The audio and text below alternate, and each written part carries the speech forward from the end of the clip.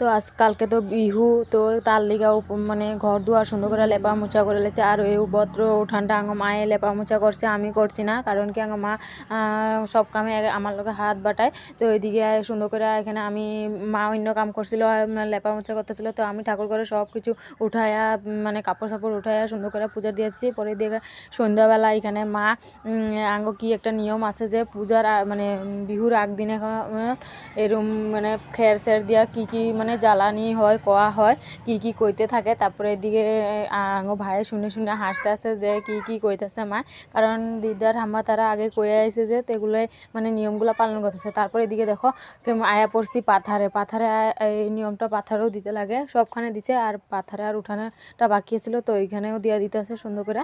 আর অত অন্ধকার, তোমাকে কার কার নিয়মে এরম আছে কমেন্ট করে জানাও। তো বাবা গেছিলো সন্ধ্যাবেলা বাজারে।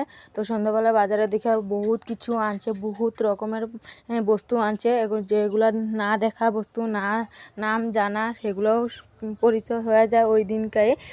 সব কিছু অল্প অল্প করে আনছে, বেশি কিছু আনছে না, বেশি কিছু আনলে তো পরে পচেই যাব।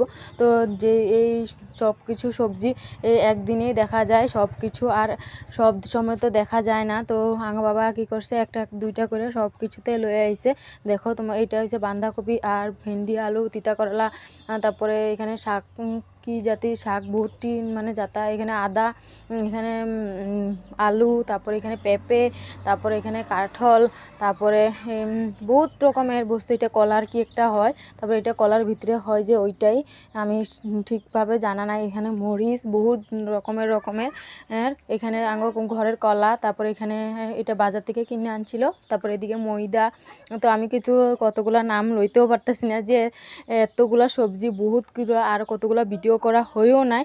আর এদিকে দেখো 5 টাকা দিয়া মাত্র কত বড় একটা তেজপাতার বান্ডেল দিছে। আমি এই তেজপাতার বান্ডেল দিয়ে হাওয়া করতেছি, আর আমার মানে আনন্দ লাগতেছে। 5 টাকা দিয়ে আজকাল কি পাওয়া যায়, এতগুলো দিছে। তারপরে এদিকে কাঁচি হলদি আর এখানে কি একটা জানি ভিজায় রাখছে, কারণ কি এটা পরের দিনকার আজকে রাত মানে আজকে বিকাল মানে সন্ধ্যা আর কালকে সকালবেলা হওয়ার ভোরে 4টা বাজে এগুলো বাটটা লাগে বলে। তারপরে এদিকে আবার মা সন্ধ্যাবেলা বয়ে গেছে, কারণ কি মালা দিতে লাগবো কালকে, তার লিগে এখানে সুন্দর করে মালা কাটতে বয়ে গেছে। আবার এগুলো চিমের গুটি, এগুলোও দেওয়া হবো। এখানে মিঠই আনছে।